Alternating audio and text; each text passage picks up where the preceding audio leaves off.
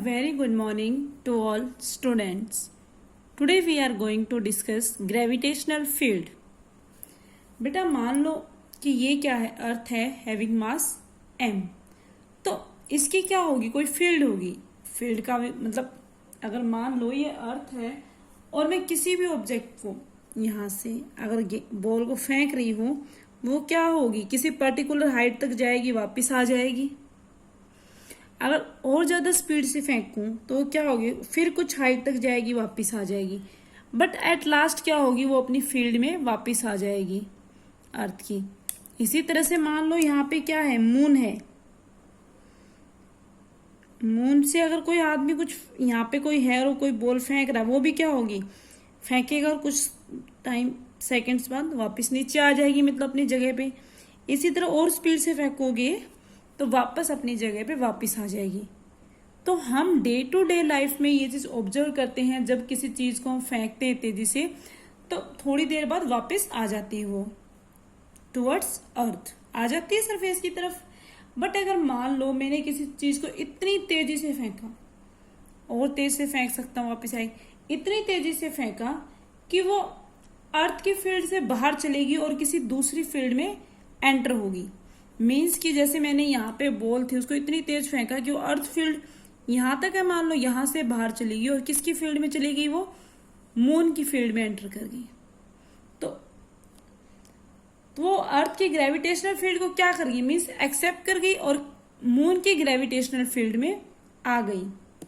Okay, तो उस case में हो सकता है या है कि आपकी क्या है, जो बॉल है वापिस नहीं आएगी.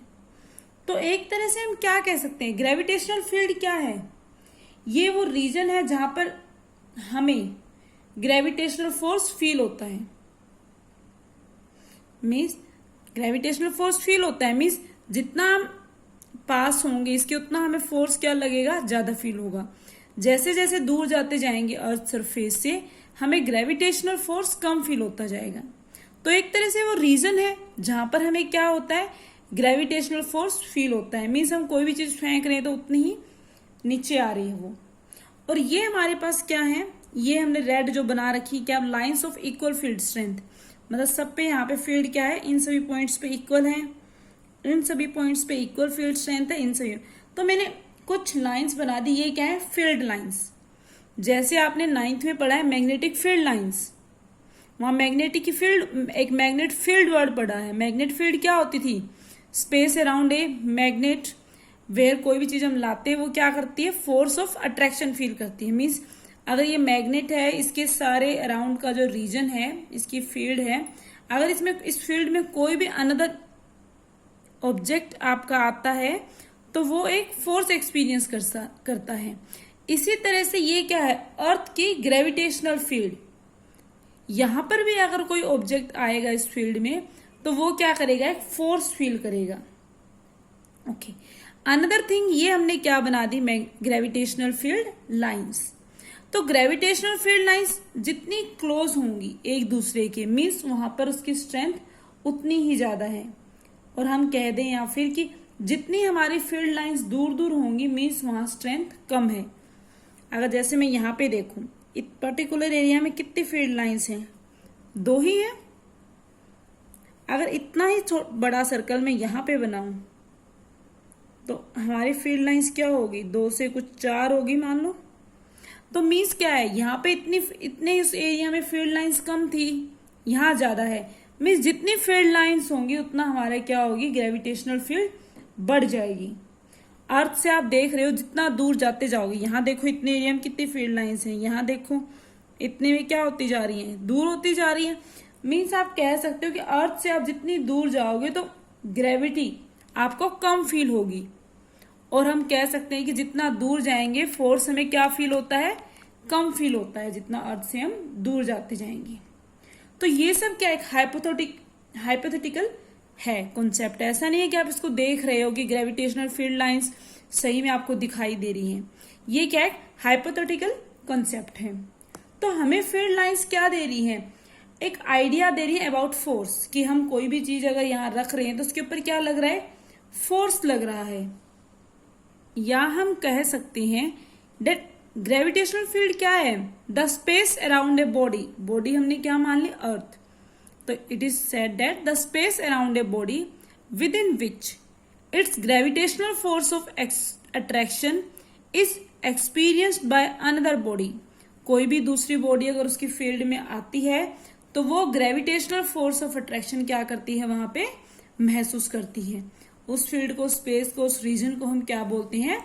Gravitational field. Next we will discuss about gravitational field intensity.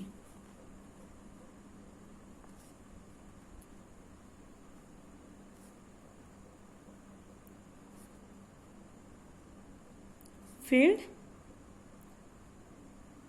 intensity, it is donated by G or sometime in some books it is donated by capital E।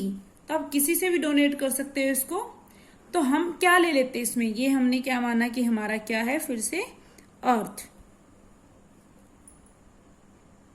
और मास ऑफ अर्थ क्या है? ME.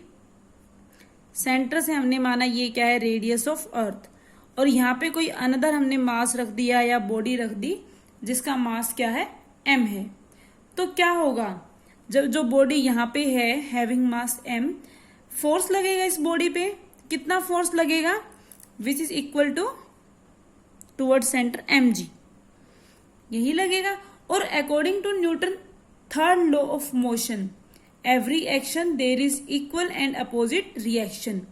तो यहाँ पे भी क्या लगेगा? इसके लिए ये फोर्स लगाएगा which is also equal to mg लगेगा।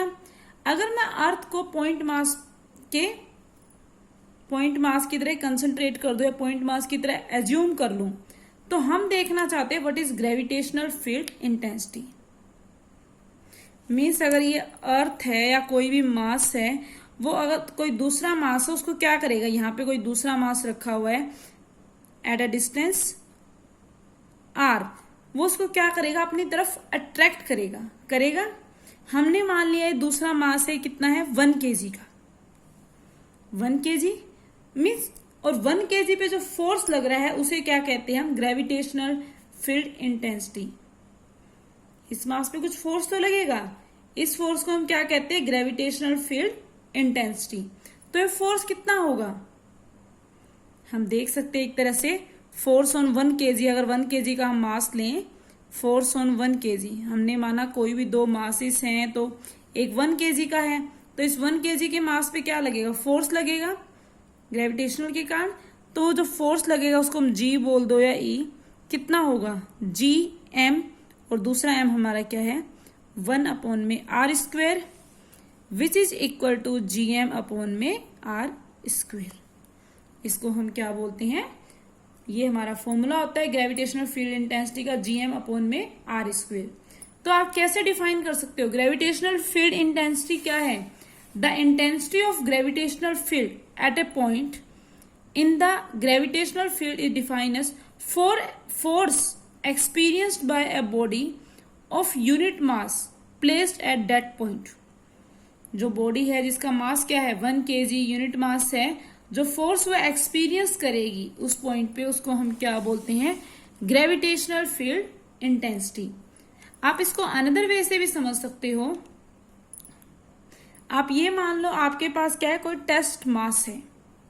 टेस्ट मास क्या होता है? आप इलेक्ट्रोस्टैटिक में पढ़ोगे, टेस्ट चार्ज होता है। या टेस्ट मास क्या है यहाँ पे? वरना तो एक कॉन्सेप्ट तो यही है, फोर्स पर यूनिट मास जो है एक्सपीरियंस किया, जो फोर्स ने 1 kg मास ने जो फोर्स एक्सपीरियंस किया।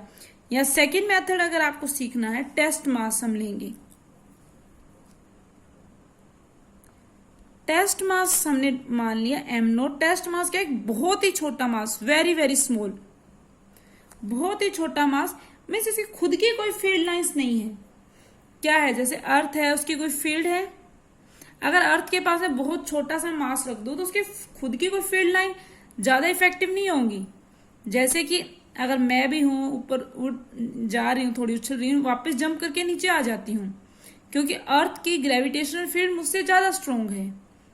बट अगर मैं इतना ही मैसिव कोई चीज रख दूं, मैसिव ऑब्जेक्ट जितना अर्थ है, तो उसकी जो फील्ड लाइन्स है वो क्या हो जाएंगी? थोड़ी डिस्टर्ब हो जाएंगी, क्योंकि उसका तो क्या होगा? ग्रेविटेशनल फील्ड लाइन उसकी भी स्ट्रोंग होंगी।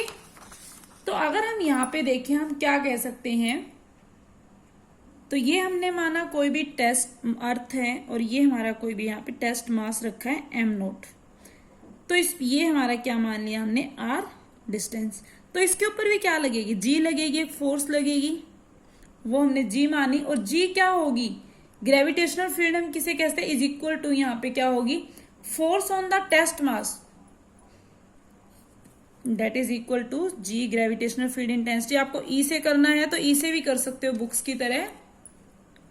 Force on the test mass पे कितना फोर्स लगा, अब force on test mass 1 kg, जिसका मास कितना है, test force on test mass mean test mass में जो फोर्स लगा वो क्या होगा, ग्रेविटेशनल फील्ड इंटेंसिटी। तो आप सिंपली निकाल सकते हो, ये है फोर्स पर यूनिट मास, आप ये कह दो। तो आप फोर्स कितना होता है दो ऑब्जेक्ट के बीच में, आपने पढ़ा हुआ है ग्रेविटेशनल फोर्स, एक तरह से देखोगे दोनों मेथड से, जी एम अपॉन में एम नोट इंटू अपॉन में आर स्क्वेयर। तो जब जी निकालोगे आप और वी कैन से ई निकालो ग्रेविटेशनल फील्ड इंटेंसिटी, क्या आएगा, एफ अपॉन में एम होती है एम नोट, तो क्या आ जाएगा हमारा जी एम अपॉन में आर स्क्वेयर। तो हमने यहाँ पे क्या देखा, इसका फॉर्मूला सेम है as acceleration due to gravity का जो होता है। सेकेंड थिंग स्टूडेंट, अगर इसकी हम यूनिट की बात करें तो ये क्या है, फोर्स पर यूनिट मास, तो क्या होगी न्यूटन पर केजी। और डायमेंशन फॉर्मूला भी हम इसका कैसे निकालेंगे, फोर्स पर यूनिट मास की हेल्प से। जैसे फोर्स का क्या होता है, एम एल T-2 अपॉन में m, तो इसका क्या आ जाएगा, m0L T-2 मीन्स जो एक्सेलरेशन ड्यू टू ग्रेविटी और जो एक्सेलरेशन का होता है। Okay student, that's all for today. Tomorrow we will discuss about gravitational potential energy.